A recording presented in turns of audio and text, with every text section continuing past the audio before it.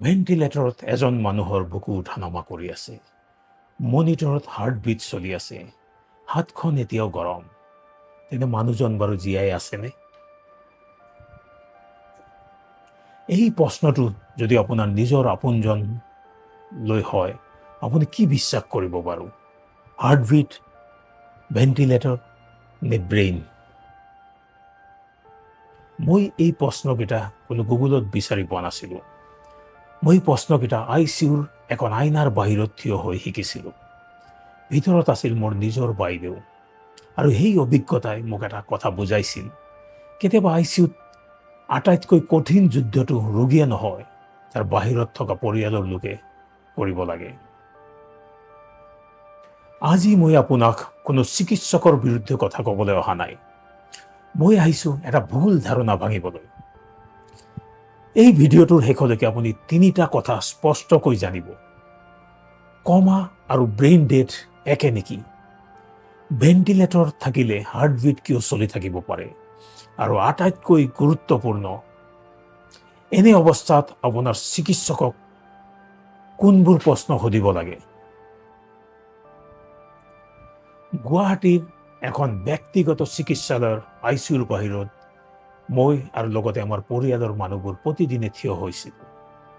মোৰ বাইদেউৰ এটা গুৰুতৰ ব্ৰেইন ষ্ট্ৰক হৈছিল। তেওঁ গভীৰ অচেতন অৱস্থাত আছিল। দিন পাৰ হৈ গৈছিল, এদিন, দুদিন, সপ্তাহ, কিন্তু আমাৰ আশা শেষ হোৱা নাছিল। ICUৰ আইনাখনৰ সিপাৰে তেওঁৰ শৰীৰটো নিশ্চুপ হৈ পৰি আছিল, কিন্তু মেচিনবোৰ নিশ্চুপ হোৱা নাছিল। Beep beep beep. ভেণ্টিলেটৰে বুকুখন উঠাই আছিল। মনিটৰত হাৰ্টবিট চলি আছিল, আৰু আমাৰ মনটোৱে কৈ আছিল, হয়তো এতিয়াও মৃত্যুৰ সৈতে যুঁজি আছে। আৰু প্ৰতিটো দিনৰ লগতে আহিছিল আৰু এটা শব্দ, বিল, ICU bed, medicines, test, ventilator support. খৰচ বাঢ়ি গৈছিল। কিন্তু আপোনাৰ নিজৰ মানুহজন ICUত থাকিলে আপুনি প্ৰথমে টকাৰ কথা নাভাবে। আপুনি ভাবে টকা গলেই যাওক, মানুহজন ঘূৰি আহক। কিন্তু সেই সময়ত আমি এটা কথা নাজানিছিলোঁ, ICUত হাৰ্টবিট দেখা আৰু ব্ৰেইন ফাংচন থকা এই দুটা একে কথা নহয়। ভেণ্টিলেটৰে কি কৰে বাৰু? সহজ ভাষাত ক'বলৈ গ'লে ই মানুহজনক শ্বাস প্ৰশ্বাস লোৱাত সহায় কৰে। সেই বুকুখন উঠা নামা কৰি থাকিব পাৰে। অক্সিজেন শৰীৰলৈ গৈ থাকিব পাৰে, আৰু সেই অক্সিজেনেটেড ব্লাড, তাৰ সহায়ত হাৰ্ট কিছু সময়লৈ ধপধপাই থাকিব পাৰে। কিন্তু ইয়াৰ অৰ্থ এইটো নহয় যে ব্ৰেইনটোও ঠিকেই কাম কৰি আছে। আৰু এইখিনিতেই ব্ৰেইন ডেথৰ বিষয়টো আহে। আৰু তাতেই আমি কেতিয়াবা এনেকুৱা পৰিস্থিতিত এটা ডাঙৰ ভুল কৰোঁ, যিটো আপুনি নিশ্চয়কৈ নকৰিব। কমা মানেই ব্ৰেইন ডেথ নহয়। এজন মানুহ গভীৰ কমাত থাকিব পাৰে, কিন্তু তেওঁৰ ব্ৰেইনৰ কিছু ফাংচন তেতিয়াও কাম কৰি থাকিব পাৰে। আনকি GCS স্ক'ৰ, GCS মানে গ্লাছগো কমা স্ক'ৰ 3 দেখিলেও কেৱল সেই স্ক'ৰটোৰ ওপৰত ভিত্তি কৰি ব্ৰেইন ডেথ কেতিয়াও ঘোষণা কৰিব নোৱাৰি। ব্ৰেইন ডেথ এটা ফৰ্মেল মেডিকেল এছেছমেণ্টৰ বিষয়। তেতিয়া কথাটো হ'ল, গুৰুতৰ ষ্ট্ৰ'কে ব্ৰেইনটো কেনেকৈ ইমান ক্ষতি কৰিব পাৰে? যদি ষ্ট্ৰ'কটো হেমৰেজ হয়, ব্ৰেইনৰ ভিতৰত ৰক্তক্ষৰণ হ'ব পাৰে। তেজ জমা হৈ হেমটমা সৃষ্টি কৰিব পাৰে। ব্ৰেইন চুৱেলিং হ'ব পাৰে। আৰু মনত ৰাখিব, ব্ৰেইনটো এটা কঠিন স্কালৰ ভিতৰত আবদ্ধ, ঠাই সীমিত। চুৱেলিং বাঢ়িলে ভিতৰৰ প্ৰেছাৰ বাঢ়িব পাৰে, আৰু কিছুমান অত্যন্ত গুৰুতৰ ক্ষেত্ৰত এই প্ৰেছাৰে ব্ৰেইনৰ তলৰ অংশত থকা ব্ৰেইন ষ্টেমকো ক্ষতি কৰিব পাৰে।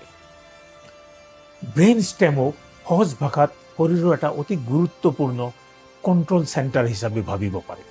এই ব্ৰিথিং আৰু বহু ব্ৰেইন ষ্টেম ৰিফ্লেক্সৰ সৈতে জড়িত। সেইবাবে ব্ৰেইন ষ্টেমৰ ফাংচন সম্পূৰ্ণৰূপে আৰু ইৰিভাৰ্চিবলভাৱে বন্ধ হ'লে এইটো কেৱল অচেতন হৈ থকা নকয়, ই এটা সম্পূৰ্ণ বেলেগ চিকিৎসা বৈজ্ঞানিক অৱস্থা। আৰু ইয়াতেই আহে ব্ৰেইন ষ্টেম ডেথৰ কথা। কিন্তু আপুনি হয়তো ভাবিব পাৰে, ডক্টৰ কেনেকৈ নিশ্চিত হয়? হাৰ্টবিট চাই, মনিটৰ চাই, GCS মানে গ্লাছগো কমা স্ক'ৰ চাই, EEG চাই, নে কি? এটা মাত্ৰ টেষ্ট নহয়, চিকিৎসকে সম্পূৰ্ণ নিউৰলজিকেল এছেছমেণ্ট কৰে। সেইবাবে কেতিয়াবা যদি আপোনাৰ কোনোবা আপোন মানুহ ICUত এনেকুৱা অৱস্থাত থাকে, ভয় নকৰিব। ভদ্ৰভাৱে ডক্টৰক প্ৰশ্ন কৰক। প্ৰথম, ৰোগীৰ GCS গ্লাছগো কমা স্ক'ৰ কিমান আৰু নিউৰলজিকেল এক্সামিনেশ্যনত কি পোৱা গৈছে। দ্বিতীয়তে, ব্ৰেইন ষ্টেম ৰিফ্লেক্স আছে নে নাই। তৃতীয়তে, ৰোগীয়ে নিজে স্পণ্টেনিয়াছ ব্ৰিথিং কৰিছেনে। চতুৰ্থতে, ব্ৰেইন ষ্টেম ডেথৰ ফৰ্মেল এছেছমেণ্ট কৰা হৈছেনে। আৰু পঞ্চমতে, আপুনি আমাক এছেছমেণ্টৰ ফলাফলটো সহজ ভাষাত বুজাই দিব পাৰিবনে। আৰু এটা কথা মনত ৰাখিব, EEG ইলেক্ট্ৰএনচেফেলোগ্ৰাম হৈছে ব্ৰেইনৰ ইলেক্ট্ৰিকেল এক্টিভিটি চাব পৰা এটা টেষ্ট। কিন্তু কেৱল EEGৰ এটা ৰিজাল্ট চাই নিজে ব্ৰেইন ডেথ ঘোষণা কৰিব নোৱাৰি। ব্ৰেইন ডেথ ডিটাৰমিনেশ্যন এটা সম্পূৰ্ণ ক্লিনিকেল প্ৰচেছ, অৰ্থাৎ গুগল চাৰ্চ কৰি ডায়েগনচিছ নহয়, যিটো আমি কৰিব খোজোঁ।